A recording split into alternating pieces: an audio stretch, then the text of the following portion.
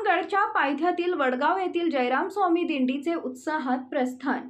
जयराम स्वामी मठाधिपती विठ्ठल महाराज यांच्या हस्ते पादुकांचे पूजन करून दिंडीचे प्रस्थान।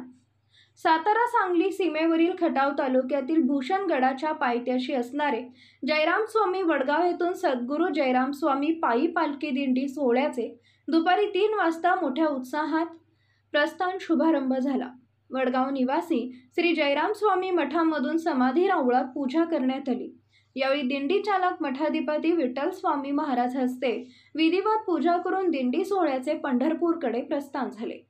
यांच्याबरोबर शामगाव येथील गुरुवर्य नामदेव बाप्पा शामगावकर यांचे परंपरागत भजनी मंडळाचे कार्यकर्ते तसेच सांगली सातारा सीमेवरती शामगाव, वडगाव, लाडेगाव, वांजोळी, म्हासुर्णे, खेराडे वांगे, तोंडोली, कडेपूर, हिंगणगाव, अमरापूर, कोतीस, एडेउपाळे, गोरेगाव, पारगाव, डेरवण, निमसोड, उंची ठाणे, अतीत, थोरवेवाडी, राजाचे कुर्ले, पुसे सावळी, विहापूर, रेणुशेवाडी, ढाणेवाडी, मुंबई, उंबर्डे, वडूज, सातेवाडी, पोकळेवाडी, नरवणे आदी भागातून दिंडी सोहळ्यासाठी वारकरी लोक मोठ्या प्रमाणात जमले होते।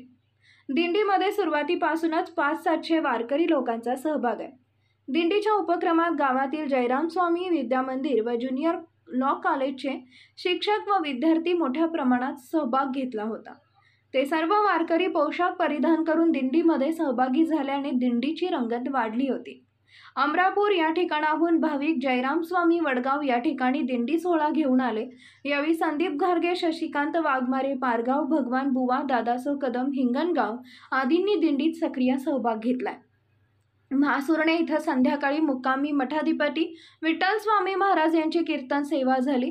म्हासुर्णे येथील पत्रकार राजू पिसाळ यांच्याकडून दिंडी सेवेसाठी नाश्ता, चहा, पाण्याची सोय करण्यात आली होती। पॉवर मराठी न्यूज नेटवर्क, एकच नजर चौफेर खबर। Power Marathi news.